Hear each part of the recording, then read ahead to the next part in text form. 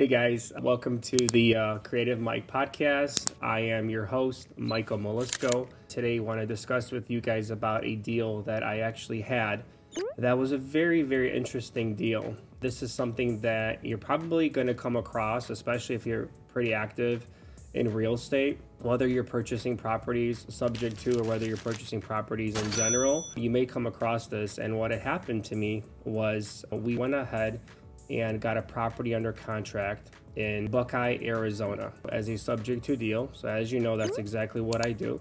We went ahead and negotiated with the homeowner that we're going to take over the existing mortgage payments.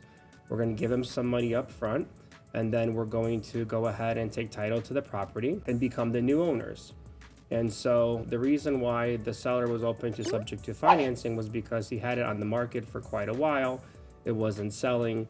And when I spoke with the realtor, she had mentioned to me that he was trying to get rid of this property because he wanted to move on and they were looking to purchase another property. So after negotiations and after a few times of speaking with the seller, doing conference calls, we actually ended up getting the property under contract. We opened up escrow and everything was going great until not. One day I received a phone call from the realtor. She's crying to me and I'm like, what's going on? What happened? She had mentioned to me that we did not tell you, but the homeowner had stage 4 cancer.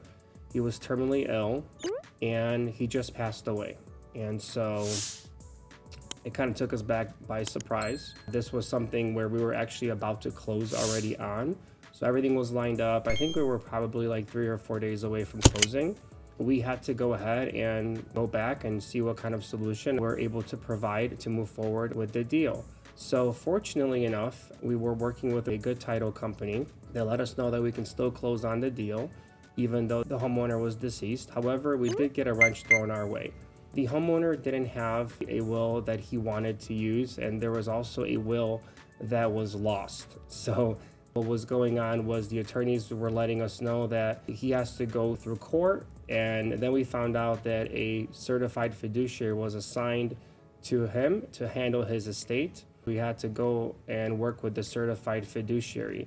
Even though we were working with the certified fiduciary, everything was already in play. The title company calls us and says, Michael, we cannot close this transaction because it's in an estate. So once again, we had another wrench put into the transaction and we had to figure out and pivot and move very fast. We were able to find a title company that was able to close the deal in an estate, even though the homeowner was deceased.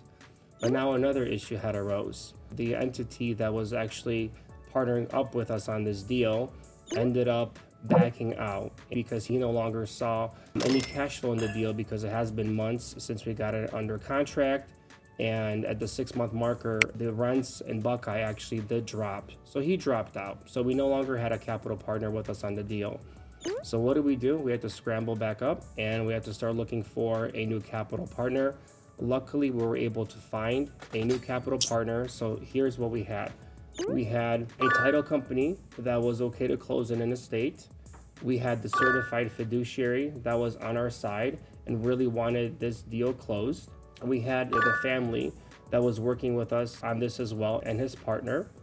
And we found a new capital partner that came in and was able to close on the deal. This deal probably took about a year from start to finish. But what does this show you? This shows you that there's always a solution to a problem. So I call myself a solutions provider because when I see a problem, I right away try to think of how many solutions can I think of that could go ahead and solve this. And so what I want to leave you with is things are going to get hard, wrenches are going to get thrown, your transaction is not going to go as smoothly as you think it will. People are going to pass away, especially if you do this for a long time or if you close enough deals, and you always have to find a way. If one door closes, open another door. If I just went by what the title company told me, hey, we cannot close, I would have just closed the door on that deal. We would have canceled the transaction and we would have never gotten through or purchased the property. But because I went out and because I started searching for other people, for other companies that were able to close in an estate, I was able to find a title company that not only closed this transaction, but closed it extremely well, where the certified fiduciary was so impressed with what we did, even though it took a year, but everybody was so on board that they went ahead and referred me another deal that they had. And so I was able to assist them with another deal, kind of the same situation. It was also an estate and they could not sell the property.